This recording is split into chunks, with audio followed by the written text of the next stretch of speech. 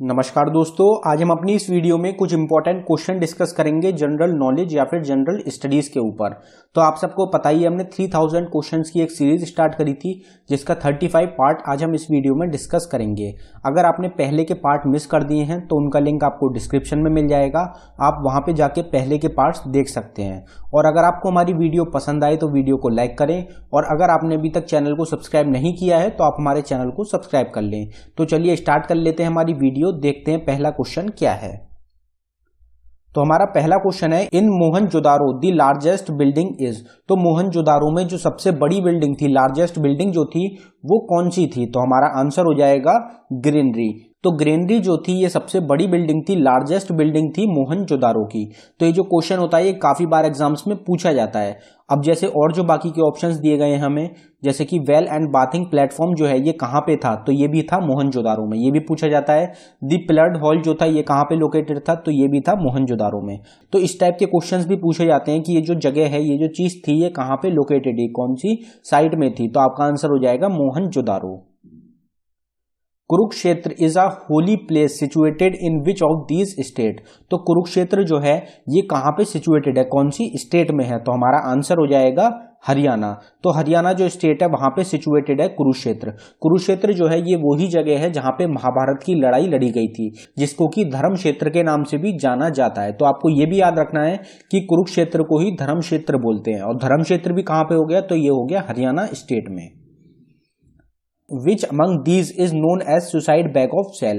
तो किसको suicide bag of cell के नाम से जाना जाता है? तो हमारा आंसर हो जाएगा लाइसोसम्स। लाइसोसम्स जो होते हैं इनको सुसाइड बैग ऑफ सेल कहा जाता है। और माइटोकॉन्ड्रिया जो होता है इसको कहा जाता है power house of the cell. अभी पीछे जो हमने वीडियो बनाई थी, जो हमारा 34th पार्ट था, उसमें हमने गलती से गलत ऑप्शन बता दिया था आपको। हमारा जो आंसर रहेगा वो रहेगा लाइसोसम। सुसाइड बैग ऑफ सेल्स कहते हैं लाइसोसम्स को, और माइटोकॉन्ड्रिया जो होता है ये होता है power house of the cell. Which of the following state is the largest producer of thorium? तो थोरियम जो होता है, यूरेनियम होता है, एक होता है थोरियम। तो थोरियम जो होता है उसकी जो प्रोडक्शन होती है वो सबसे ज्यादा जो प्रोड्यूस करा जाता है वो कौन सी स्टेट में होता है इंडिया की? तो हमारा आंसर हो जाएगा केरला। तो केरला जो स्टेट है इंडिया की उसमें सबसे ज्यादा प्रोडक्शन होता है थोरियम का। थोरियम की जो खदानें हैं वो सबसे ज्यादा पाई जाती हैं केरला स्टेट में, और केरला में ही सबसे ज्यादा प्रोड्यूस होता है thorium. Which among the following was the motto for census of India 2011? तो 2011 का जो सेंसस था इंडिया का उसका मोटो क्या था? तो हमारा आंसर हो जाएगा our census our future. Our census our future जो था ये मोटो था सेंसस ऑफ इंडिया 2011 का। जो सेंसस होता है ये 10 साल में एक बार जारी करा जाता है। अब जो अगला सेंसस आने जा रहा है वो आएगा 2021 में। तो 2021 में सेंसस जारी करा जाएगा। उससे पहले जो 2011 का सेंसस है उसके हिसाब से जो भी डाटा था उसके ऊपर भी एग्जाम्स में क्वेश्चन पूछे जाते हैं।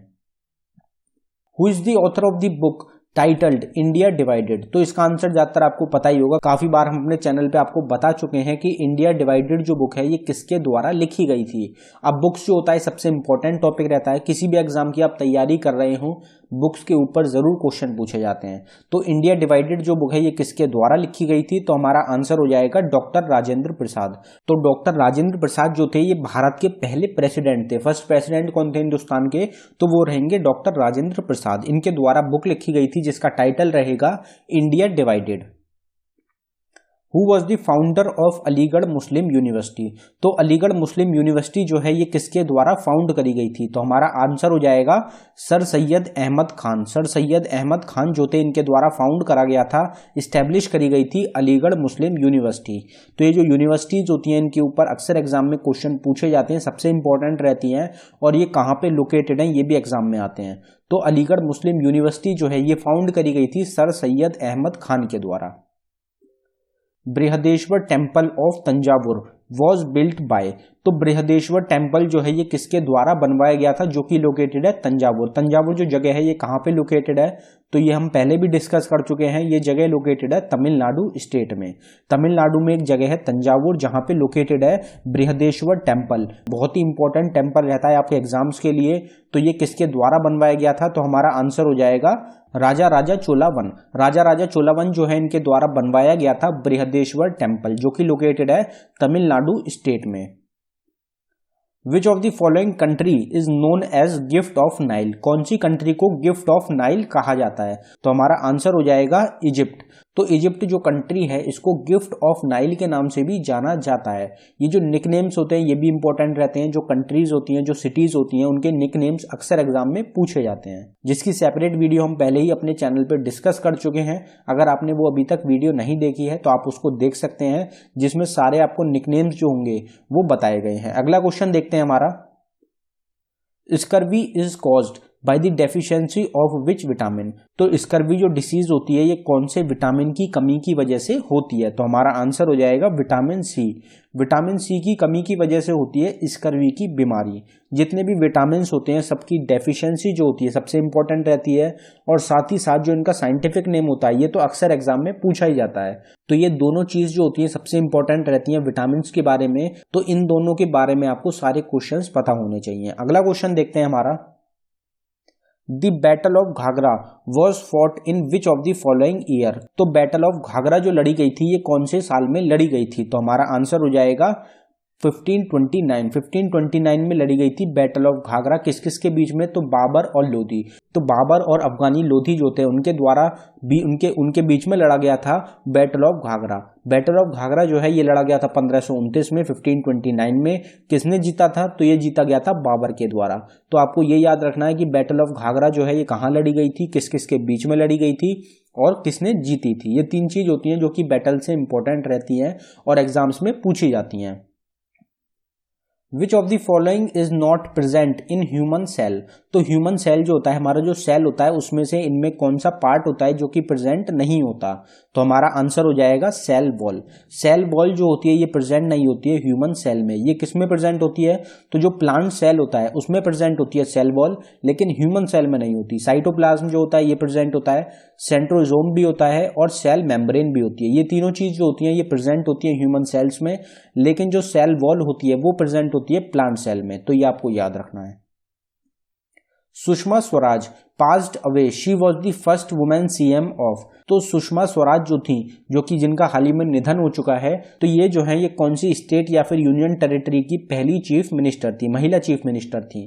तो हमारा आंसर हो जाएगा दिल्ली। तो दिल्ली जो कि इंडिया की कैपिटल है वहां की पहली महिला चीफ मिनिस्टर थी सुषमा स्वराज, जिनका हाल ही में निधन हो चुका है। 2019 में अगस्त में निधन हुआ था सुषमा स्वराज का। The book The India War of Independence 1857 was authored by whom, तो ये हम पहले भी डिस्कस कर चुके हैं अपने चैनल पे कि the India war of independence 1857 जो बुक है ये किसके द्वारा लिखी गई है? तो हमारा आंसर हो जाएगा विनायक दामोदर सावरकर। विनायक दामोदर सावरकर जो है इनके द्वारा बुक लिखी गई थी जिसका नाम रहेगा the Indian war of independence 1857। तो ये आपको याद रखना है, जो बुक्स होती हैं काफी इंपॉर्टेंट रहती हैं, काफी बार एग्जाम्स में पूछी जाती हैं। अगला क्वेश्चन देखते हैं हमारा, transport comes under which sector of economic growth, तो ट्रांसपोर्ट जो होता है ये कौन से सेक्टर में आता है इकोनॉमिक ग्रोथ के? तो हमारा आंसर हो जाएगा टर्टरी सेक्टर। तो टर्टरी सेक्टर जो होता है इसमें आता है ट्रांसपोर्ट। तो ट्रांसपोर्ट जो हो गया ये हो गया टर्टरी सेक्टर का पार्ट। तो ये जो सेक्टर्स होते हैं काफी इंपॉर्टेंट रहते हैं, कौन सा चीज जो होती है कौन से सेक्टर में आती है ये आपको जरूर पता होना चाहिए, ये मोस्ट इंपॉर्टेंट रहते हैं। अगला क्वेश्चन देखते हैं, Which article has been described as the heart and soul of the Indian Constitution by Dr. B.R. Ambedkar? तो डॉक्टर बी आर अम्बेडकर जो थे इनके द्वारा कहा गया था कौन से आर्टिकल को heart and soul of the Indian constitution? तो इसका आंसर मुझे लगता है ज्यादातर आपको पता ही होगा, काफी बार एग्जाम्स में पूछा भी जाता है और काफी फेमस क्वेश्चन रहता है। तो हमारा आंसर हो जाएगा आर्टिकल 32। आर्टिकल 32 जो होता है इंडियन कॉन्स्टिट्यूशन का उसको heart and soul of the Indian constitution के नाम से जाना जाता है। ये किसके द्वारा डिस्क्राइब करा गया था? तो ये कहा गया था डॉक्टर बी आर अम्बेडकर के द्वारा। विच of the following newspaper was founded by Annie Besant? तो एनी बेसेंट जो थी इनके द्वारा कौन सा न्यूज़पेपर फाउंड करा गया था? तो हमारा आंसर हो जाएगा न्यू इंडिया। न्यू इंडिया जो न्यूज़पेपर था ये फाउंड करा गया था एनी बेसेंट के द्वारा। Who among the following received the Nobel Prize 2019 for Physics? तो फिजिक्स के लिए 2019 में नोबेल प्राइज से किसको सम्मानित किया गया था? तो हमारा आंसर हो जाएगा ऑल आर करेक्ट। तो ऑल ऑफ दी अबव जो होंगे ये हमारे आंसर हो जाएंगे। जेम्स पेबल को मिला था 2019 में नोबेल प्राइज फिजिक्स के लिए, माइकल मेयर को मिला था और क्यूलोज, इन तीनों को सम्मानित किया गया था नोबेल प्राइज 2019 में फिजिक्स के लिए। तो ये आपको नाम याद रखने हैं। और जो 2020 में किन किन को सम्मानित किया गया है उसकी सेपरेट वीडियो ऑलरेडी अपलोड हो चुकी है हमारे चैनल पे, तो आप उसको भी देख सकते हैं, जिसमें 2020 के और 2019 के सारे अवॉर्डीज के नाम प्रेजेंट हैं। अगला क्वेश्चन देखते हैं हमारा, what is the atomic number of silver. तो सिल्वर जो होता है उसका एटॉमिक नंबर कितना होता है, तो ये भी आपको पता होगा। हमारा आंसर हो जाएगा 47। 47 जो होता है ये एटॉमिक नंबर होता है सिल्वर का। The Pushkar fair is held in.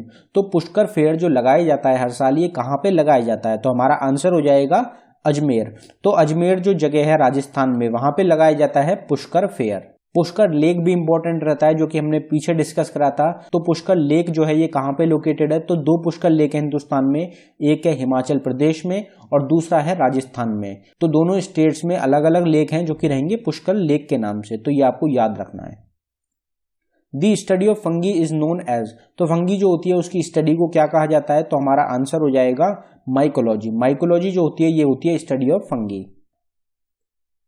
Who among the following was the real name of Muhammad bin Tughlaq. Muhammad bin Tughlaq जो थे इनका असली नाम क्या था, तो हमारा आंसर हो जाएगा उलुग खान। उलुग खान जो था ये असली नाम था मोहम्मद बिन तुगलक का। Poona pact was signed in which of the following year. तो पूना पैक्ट जो साइन करा गया था ये कौन से साल में करा गया था, तो हमारा आंसर हो जाएगा 1932। 1932 में साइन करा गया था पूना पैक्ट को।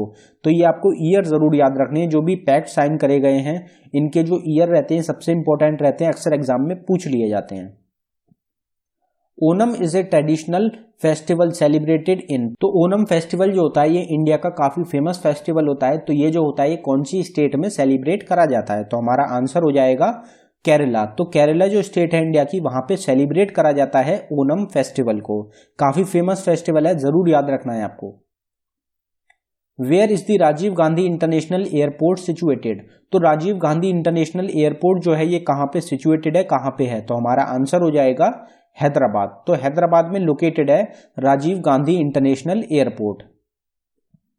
इन which state is Koyna dam located. तो कोयना डैम जो है ये कहां पे लोकेटेड है, तो हमारा आंसर हो जाएगा महाराष्ट्र। तो महाराष्ट्र जो स्टेट है वहां पे लोकेटेड है Koyna dam.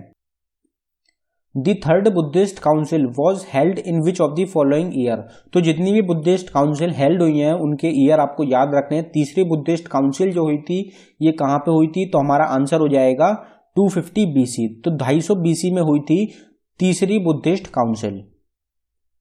Which acid is used in ordinary batteries. तो ऑर्डिनरी जो नॉर्मल बैटरीज होती हैं उनमें कौन सा एसिड होता है जो कि यूज करा जाता है, तो हमारा आंसर हो जाएगा सल्फ्यूरिक एसिड। तो सल्फ्यूरिक एसिड जो होता है ये यूज करा जाता है ऑर्डिनरी बैटरीज में।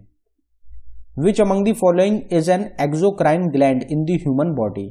तो इनमें से कौन सी एक एक्सोक्राइन ग्लैंड होती है, तो हमारा आंसर हो जाएगा सलाइवरी ग्लैंड। सलाइवरी ग्लैंड जो होती है ये एक एक्सोक्राइन ग्लैंड होती है जो कि हमारे माउथ में प्रेजेंट होती है। Which among the following river flows through Jim Corbett national park. तो जिम कॉर्बेट नेशनल पार्क जो है, जो कि इंडिया का सबसे पुराना नेशनल पार्क है, ये कहाँ पे लोकेटेड है, तो ये लोकेटेड है उत्तराखंड स्टेट में। इसमें कौन सी इकलौती रिवर फ्लो करती है, तो हमारा आंसर हो जाएगा रामगंगा। रामगंगा जो रिवर है ये फ्लो करती है जिम कॉर्बेट नेशनल पार्क में। तो बस आपको ये बात याद रखनी है कि रिवर की पूछी जाए तो रिवर हो जाएगी रामगंगा, कौन सी स्टेट में है तो स्टेट हो जाएगी उत्तराखंड, और ये इंडिया का सबसे पुराना नेशनल पार्क है तो वो रहेगा जिम कॉर्बेट नेशनल पार्क। तो ये 3 चीज आपको जरूर याद रखनी है। तो दोस्तों ये था हमारी वीडियो का आखिरी क्वेश्चन। अगर आपको हमारी वीडियो पसंद आई हो तो वीडियो को लाइक करें, और अगर आपने अभी तक चैनल को सब्सक्राइब नहीं किया है तो आप हमारे चैनल को सब्सक्राइब कर लें। धन्यवाद दोस्तों।